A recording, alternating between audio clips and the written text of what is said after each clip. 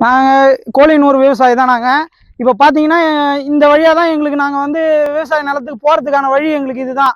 இது பார்த்தீங்கன்னா பட்டா வாய்க்கா. இதில் வந்து எங்கள் ஏரிக்கு தண்ணி வர்றதுக்காக மழை தண்ணி போகிறதுக்காக வடிகாலுக்காக விட்டது இது.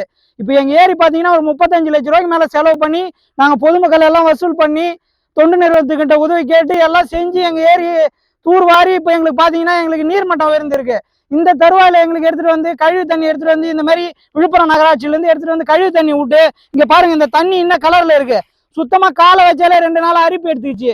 குடி தண்ணி பார்த்தீங்கன்னா 2 நாளில் போர் மட்டத்தில் குடி தண்ணியில் இந்த கழிவு நீர் கலந்து நொர அடிக்க ஆரம்பிச்சிச்சு. தண்ணி குடிக்க முடியல, துர்நாற்றம் அடிக்குது. இந்த மாதிரி இது ஒரு ஊராட்சியில் எடுத்துகிட்டு வந்து தூர்வாரி வச்சிருக்க நல்ல ஏரியில் கழிவு நீர் விடுறதுக்கு கவர்மெண்ட் இது நகராட்சிக்கு யார் அதிகாரம் கொடுத்தாங்க? இந்த மாதிரி அநியாயம் பண்ணா மக்கள் எப்படி இது பண்றது? குடிநீர் இப்ப இங்க கோழினூர்ல வர தண்ணி பாத்தீங்கன்னா செங்காடு வரைக்கும் பாதிப்படையுது ஃபுல்லா. அந்த அளவுக்கு